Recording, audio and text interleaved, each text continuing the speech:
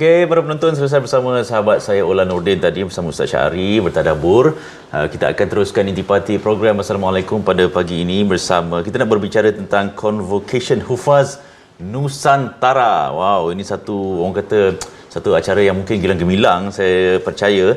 Jadi saya tak nak terus membawa masa, saya terus bersama dengan Al-Fadhil Ustaz Haji Manolito Muhammad Dahlan, Presiden Permata Al-Quran Malaysia di studio sekarang. Assalamualaikum Ustaz. Waalaikumsalam warahmatullahi wabarakatuh. Alhamdulillah. Ustaz, mungkin ramai yang mungkin ada segelintir kita yang belum pernah mengenali Persatuan Permata Al-Quran ni. Mungkin sebagai mukadimah boleh kongsikan kepada penonton? Assalamualaikum warahmatullahi wabarakatuh. Terima kasih kepada Tuan Pengerusi Majlis. Alhamdulillah pada pagi ini saya dapat bersama-sama di TV Al-Hijrah. Pertama sekali saya ingin jelaskan iaitu Persatuan Madrasah Tahfiz Al-Quran Malaysia ataupun singkatannya iaitu Permata Al-Quran. Ia adalah merupakan sebuah persatuan yang telah digagaskan pada tahun 1998 iaitu 24 tahun yang lalu. Ia adalah merupakan persatuan yang pertama dan juga persatuan yang tertua sekali. Ianya berhasrat, ianya bertujuan, ia membawa misi iaitu untuk menjaga kebajikan di samping untuk melahirkan iaitu sistem pendidikan yang diiktiraf di peringkat dunia dan di samping untuk kita memperkasakan tadbir urus dan juga untuk kita meningkatkan kualiti pengajaran, kurikulum serta membina jaringan institusi tahfiz di peringkat global. Untuk makluman tuan-tuan dan puan-puan sekalian, bahawa di bawah Persatuan Madrasah Tahfiz Al-Quran Malaysia, kita ada ahli gabungan bersatu dan juga bersekutu. Yang dinamakan sebagai ahli bersatu iaitulah ahli-ahli yang terus bernaung dan berdaftar di bawah Persatuan Madrasah Tahfiz Al-Quran Malaysia. Manakala ahli-ahli yang bersekutu pula, ianya terdiri daripada kalangan NGO Al-Quran, persatuan-persatuan Al-Quran di peringkat negeri. Seperti mana jika di negeri Selangor, Persatuan Institusi Tahfiz Negeri Selangor PITAS, seperti di Kedah Petanda, seperti di Sabah Permasa, seperti di Melaka Pertama, seperti di Perak Pematap. Jika kita lihat bahawa penglibatan Permata Al-Quran ini, ia bukan sekadar menjaga kebajikan mahat-mahat tahfiz di seluruh negara, tetapi kita juga telah membina rangkaian dan juga hubungan rakan strategik dengan pelbagai pihak, termasuklah dengan pihak kerajaan pusat.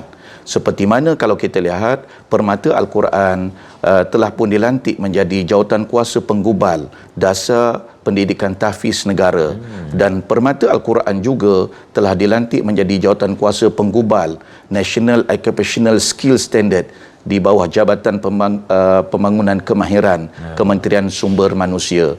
Dan bukan itu sahaja, malahan Permata Al-Quran juga telah dilantik menjadi Jawatankuasa Pembangunan Instrumen Standard Pengiktirafan Tahfiz Malaysia, dan juga kita telah dilantik menjadi Jawatankuasa Kerja Pembangunan Tahfiz TVET ke peringkat kebangsaan.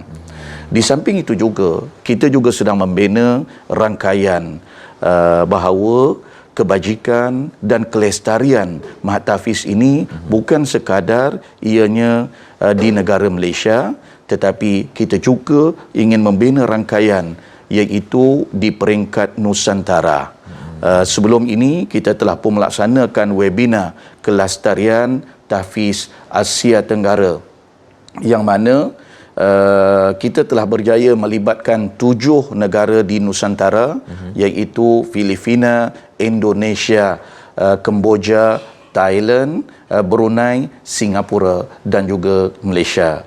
Dan alhamdulillah kita sedang merancang untuk mengadakan iaitu 2 program yang berimpak besar yang mampu menjadikan Malaysia sebagai hub pendidikan tahfiz negara. Iaitulah yang pertama yang disebut sebagai Majlis Convocation Hufaz peringkat Nusantara. Yang kedua iaitu persidangan meja bulat pendidikan tahfiz Asia Tenggara.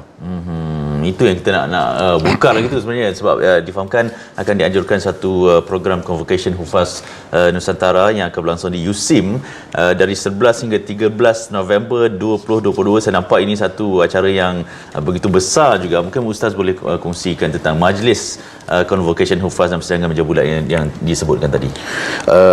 Terima kasih banyak pengurusi majlis. Majlis convocation Hufaz Nusantara Persatuan Madrasah Tahfiz Al-Quran Malaysia ini, ia adalah merupakan majlis convocation yang ke-8.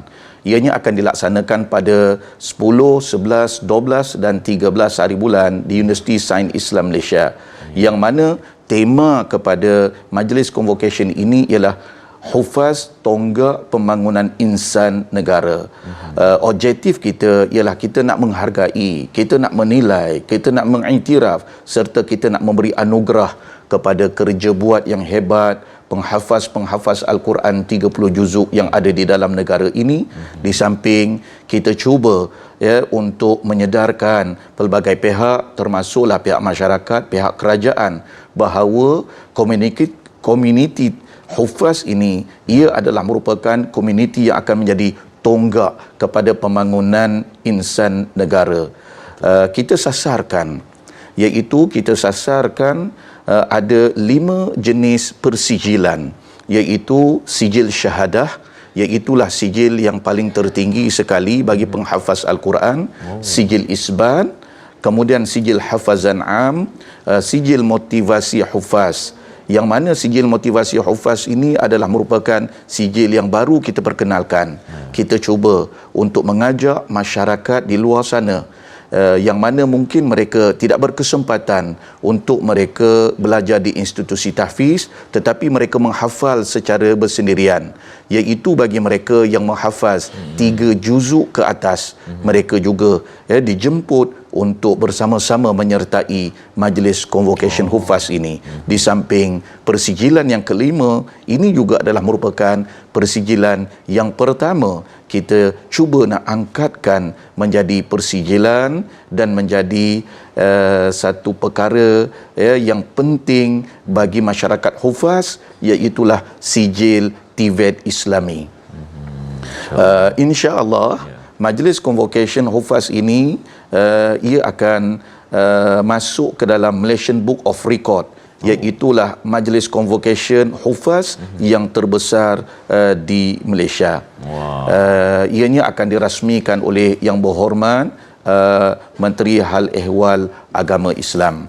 Manakala iaitu persidangan meja bulan pendidikan tahfiz Asia Tenggara, ianya adalah berhasrat untuk membina kelestarian institusi tahfiz dan daya tahan sustain mendepani arus berdana pendidikan tahfiz serantau.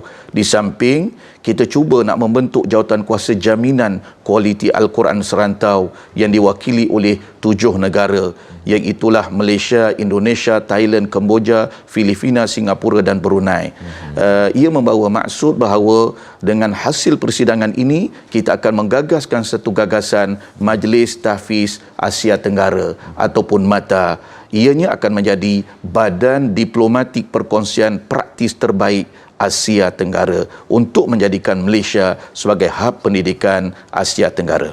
Ya, insyaAllah. Saya percaya 11 hingga 13 November itu akan dikenal majlis convocation dan persidangan meja bulat juga akan orang kata mewujudkan satu networking yang begitu baik sekali antara negara-negara Asia Tenggara tentang tahfiz, industri tahfiz itu sendiri.